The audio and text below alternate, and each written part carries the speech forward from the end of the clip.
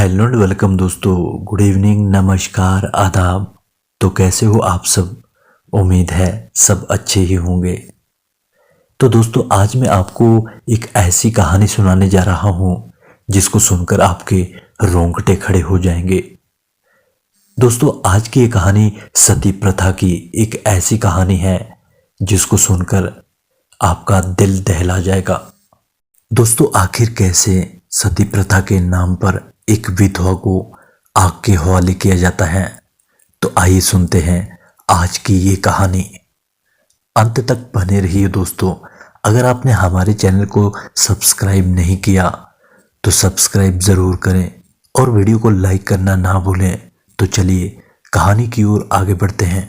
दोस्तों 4 सितंबर 1987 को राजस्थान के देवराला गांव में 18 वर्षीय रूप कंवर अपने पति माल सिंह की चिता पर चढ़ गई और उसकी लपटों में जलकर मर गई।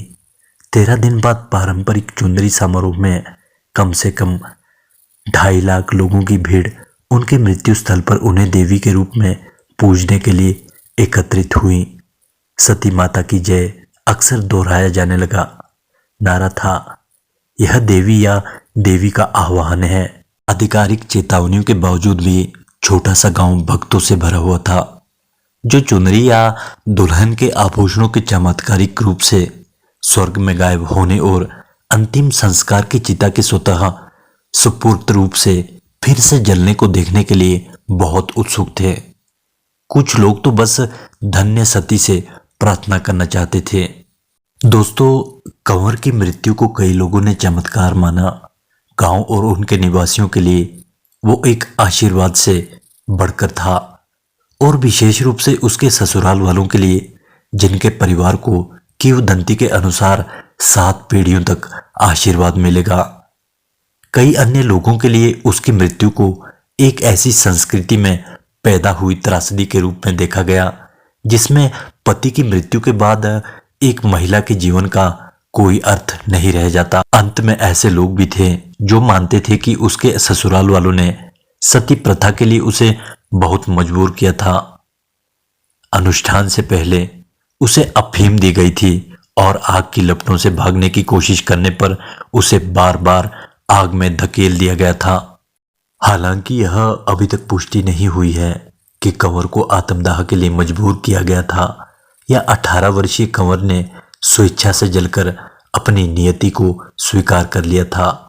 लेकिन उसकी मौत से जुड़े विवाद ने सती समर्थकों और सती विरोधी कार्यकर्ताओं की ओर से तीव्र आक्रोश पैदा किया तथा उसकी मृत्यु और उसके जैसी अन्य विधवाओं की मृत्यु से उत्पन्न सांस्कृतिक और कानूनी निहितार्थों पर अभी भी बहस जारी है। सती प्रथा या विधवा द्वारा अपने पति की चिता पर आत्मदाह करने की प्रथा नए स्वतंत्र भारत में कुछ हद तक पुनर्जीवित हुई है। हालांकि भारत के इतिहास में सती प्रथा के उदाहरण केवल छिटपुट रूप से दर्ज किए गए हैं, लेकिन यह प्रथा जब चरम पर थी तो अनुमान लगाया गया था कि 1000 में से एक विधवा सती होती थी। कुछ ऐतिहासिक अवधियों और कुछ क्षेत्रों में सती प्रथा को राजसी लोगों की प्रथा माना जाता था और कई महिलाएं एक ही पति के साथ जलकर मर जाती थीं।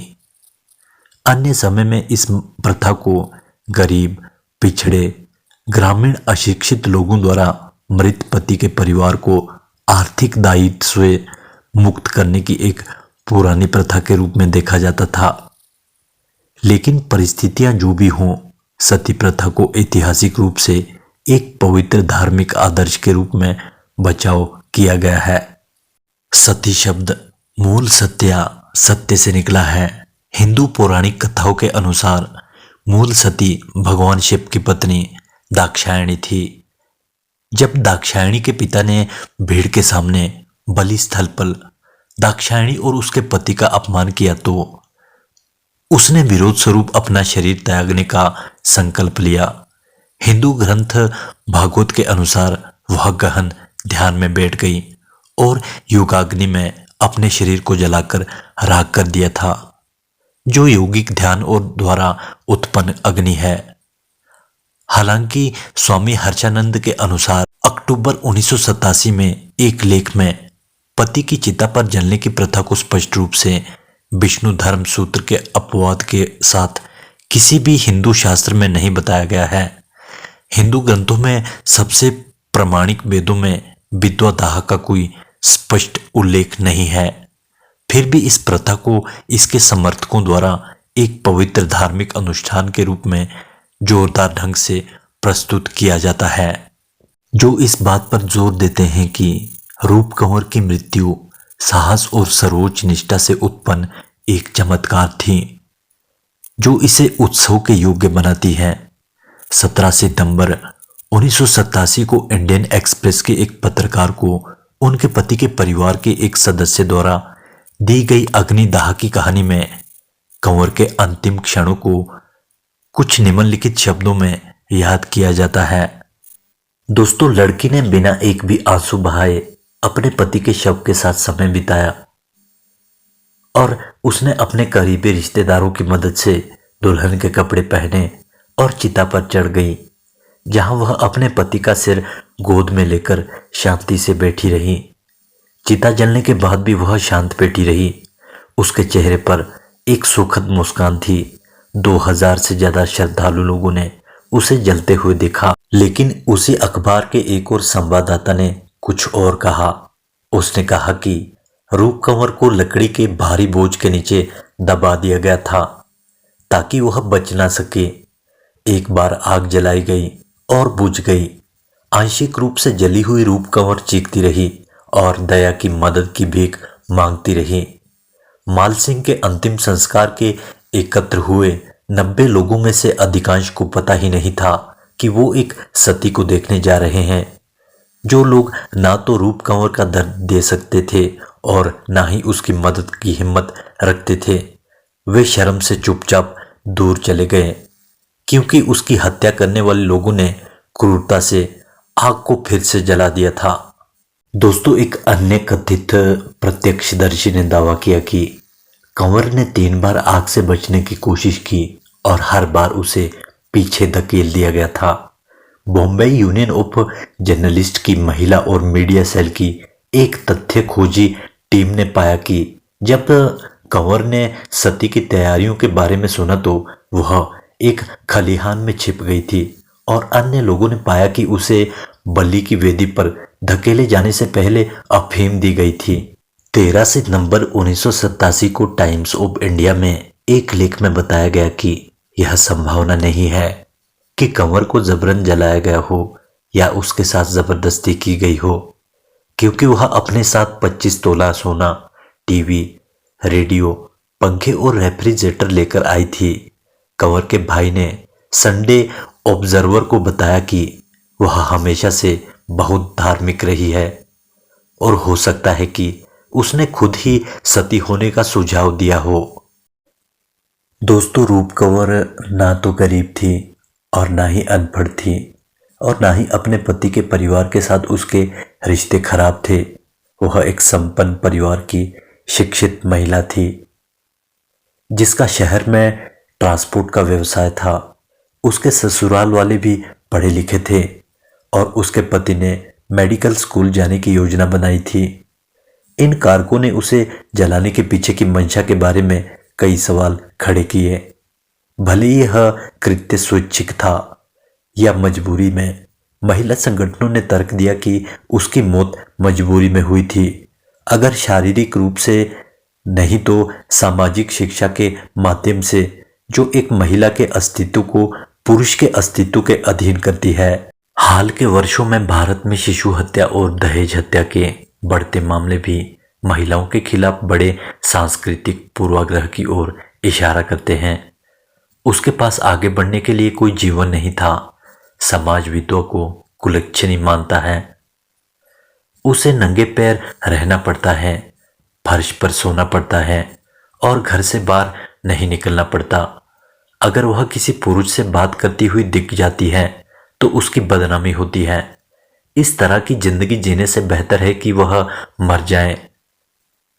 कंवर की चुंदरी समारोह में टाइम्स ऑफ इंडिया के एक रिपोर्टर से देवराला की एक शिक्षिका ने कहा, हम पश्चिमी महिलाओं की तरह नहीं है जो अपने पतियों के मरने पर नाचती है। जब हम विधवा हो जाती हैं तो हमारा जीवन भी नष्ट हो जाता है। उसी समारोह में महिलाओं के एक समूह ने संडे ऑब्जर्वर के शिराज सिद्धू से अपनी भावना व्यक्त की थी। भारत में सती प्रथा को 1829 से ही गैर कानूनी घोषित कर दिया गया था और 1958 में राजस्थान उच्च न्यायालय ने फैसला सुनाया कि सती जुलूस में भाग लेने वालों को भी आत्महत्या के लिए उकसाने वाला माना जाएगा। फिर भी यह प्रथा जारी रही और अकेले राजस्थान में आज़ादी के बाद से कम 30 सती घटनाएं हुई हैं, जिनमें से किसी में भी सजा नहीं हुई। 1987 में रूप कंवर की मौत ने विवाद को जन्म दिया, जिसने इस तरह की प्रवृत्ति के अर्थ पर सवाल उठाया। 6 सितंबर को उसकी मृत्यु के 2 दिन बाद अभियोजन की मांग करने वाली महिला कार्यकर्ताओं को मुख्यमंत्री हरिदेव जोशी से मिलने की कोशिश में रोक दिया गया। 9 सितंबर को माल सिंह के 15 वर्षीय भाई पुष्पेंद्र सिंह, जिन्होंने चिता को आग लगाई थी, उनको गिरफ्तार कर लिया गया था, जबकि महिला समूह ने दबाव बनाकर जारी रखा। देवराला में युवा लड़कियों ने रूप कंवर को एक नायिका के रूप में देखा और अंतिम संस्कार में बैठी उनकी तस्वीरें उत्सुक ग्राहकों को बेची गई। कंवर के ससुर सुमेर सिंह को 19 सितंबर को गिरफ्तार कर लिया गया था। साथ ही अंतिम संस्कार करने वाले पुजारी बाबूलाल को भी गिरफ्तार कर दिया गया था। दोस्तों, रूप कंवर के आत्मदाह के लगभग 10 साल बाद 1996 में उनकी मौत के लिए उकसाने के आरोप में सभी 32 लोगों को सबूत के अभाव में सुप्रीम कोर्ट ने बरी कर दिया था। वहां मौजूद लोगों ने आरोपियों के खिलाफ गवाही देने से इनकार कर दिया था। इस सती माता या माता सती के लिए बनाए गए मंदिर के अंदर आज भी नियमित रूप से धार्मिक समारोह आयोजित किए जाते हैं। दोस्तों, रूप कंवर के साथ जो भी हुआ वो बहुत ही पीड़ादायक है। दोस्तों, सोचने में ही बहुत ही दिल दहला देने वाला है। दोस्तों, कितना डरावना रहा होगा वो मंजर जब रूप कंवर को आग की चिता में जलाया गया होगा। दोस्तों, आज भी हमारे समाज में बहुत सी ऐसी कुप्रथाएं हैं जिसका नष्ट होना बहुत जरूरी है, वरना एक समय ऐसा भी आएगा जब ये प्रथाएं हमारी जिंदगी का हिस्सा बन जाएगी और हम इसे खुद से जुदा नहीं कर पाएंगे। दोस्तों, तो आज के लिए सिर्फ इतना ही। दोस्तों, मिलते हैं जल्द ही एक और नई कहानी के साथ। तब तक के लिए मेरा आप सभी दोस्तों के लिए अलविदा। अगर आपने हमारे चैनल को सब्सक्राइब नहीं किया तो कृपया सब्सक्राइब जरूर करें और वीडियो को लाइक करना ना भूलें।